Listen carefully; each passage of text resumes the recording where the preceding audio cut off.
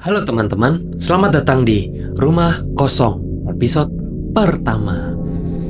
Ya, di episode pertama ini, gue akan membacakan sebuah cerita yang sudah dikirimkan oleh salah satu teman gue. Tapi disclaimer dulu nih, karena cerita ini bukan cerita nyata, ya. Oke, nggak usah pakai lama-lama, langsung aja kita ke ceritanya. Entah mengapa, malam itu udara terasa lebih dingin dan sunyi dari biasanya. Dan Adi berjalan pulang sendirian dari kantornya yang berada di pusat kota. Karena lelah yang ia rasakan setelah lembur bekerja, langkahnya menjadi berat dan setiap suara dari kejauhan membuatnya menjadi waspada. Terkadang ia menoleh ke lorong gelap di antara gedung, berharap menemukan keramaian. Tetapi yang ia temukan lagi-lagi hanyalah jalanan yang sepi.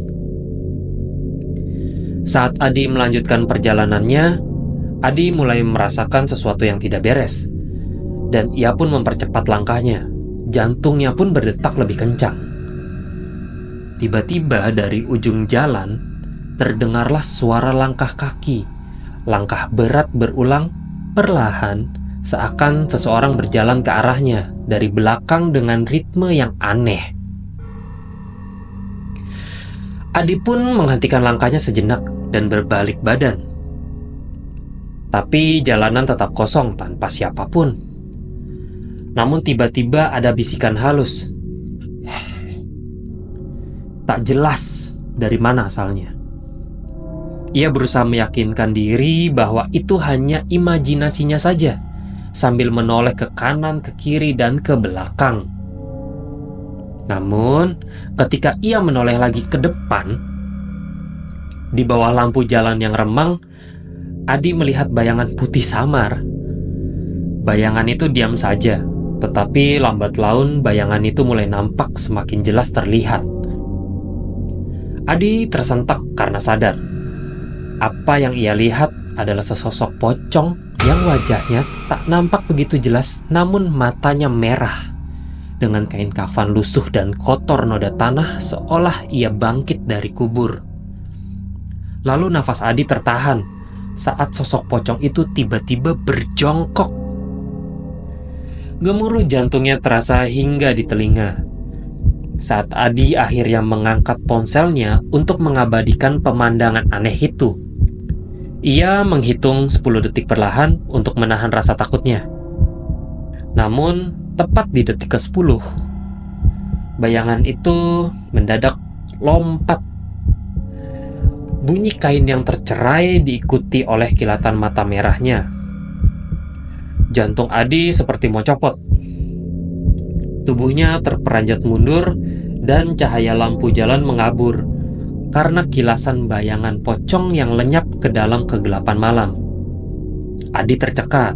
Lalu, Adi berlari berusaha mengejar bayangan itu. Nafasnya memburu. Akhirnya, Adi berhenti di depan minimarket 24 jam.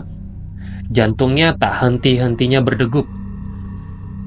Ia masuk ke dalam minimarket itu dan membeli sebotol air mineral.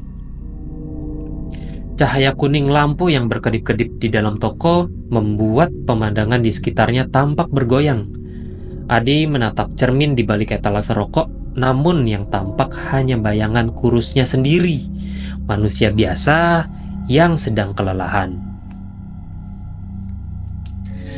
Setelah membayar di kasir, Adi berdiri beberapa saat di dekat pintu kaca minimarket. Sekilas, ia merasa ada sesuatu yang sedang mengawasinya dari luar.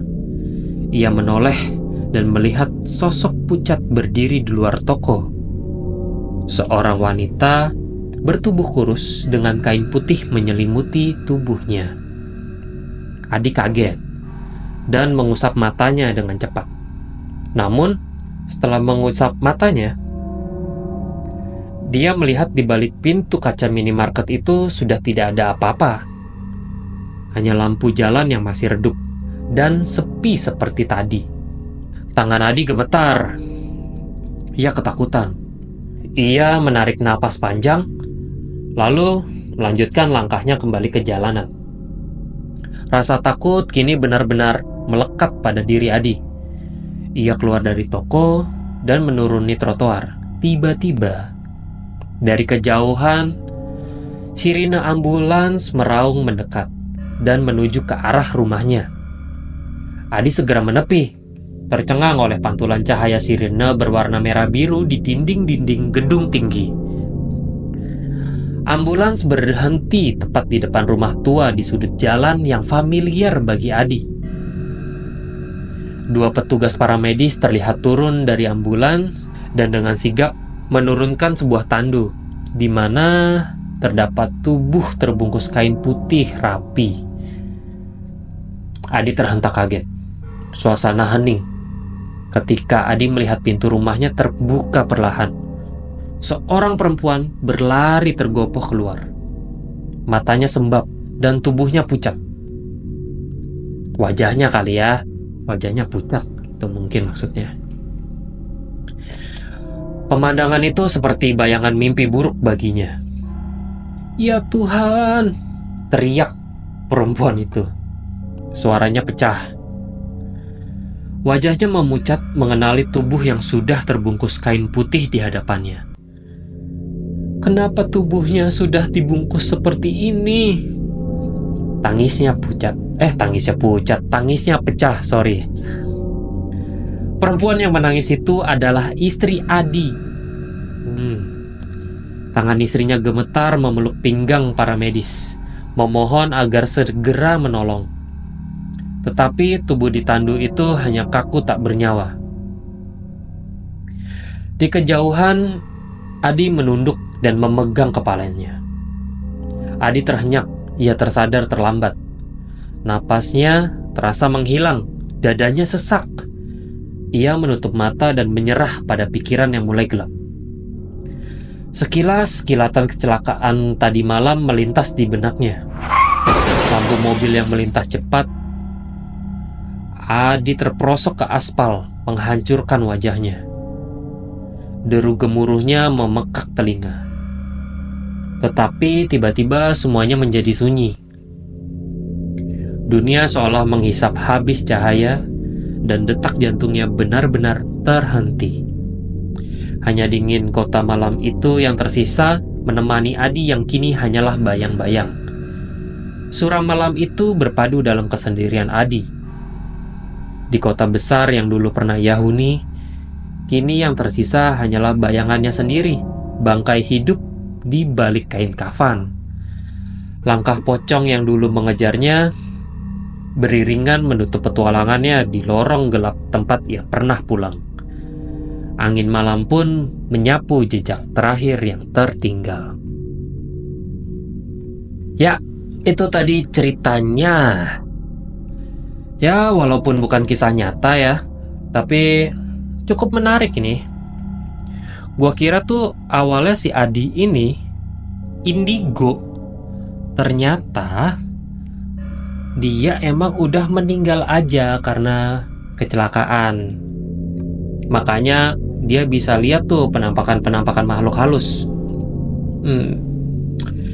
Cukup plot twist, menarik menurut gua. Kalau menurut teman-teman gimana? Coba tulis pendapat kalian di kolom komentar. Ya, gua rasa cukup untuk episode pertama ini. Gua mau mengingatkan buat kalian yang punya cerita-cerita menarik di luar nalar dan gak masuk akal, atau mungkin cerita horor yang pernah kalian alami sendiri gitu, kalian bisa langsung aja DM ke Instagramnya Rumah Kosong, atau bisa kirim cerita via email yang nanti bakal gue cantumin di kolom deskripsi. Oke, segitu aja. Jangan lupa like, komen, share, dan subscribe biar kedepannya channel ini bisa lebih berkembang lagi. Oke. Oh ya, satu lagi. Sorry. Jangan lupa klik gambar lonceng buat dapetin notifikasi kalau ada video baru dari Rumah Kosong. Oke? Ya, sekian. Terima kasih. Sampai jumpa lagi. Bye-bye.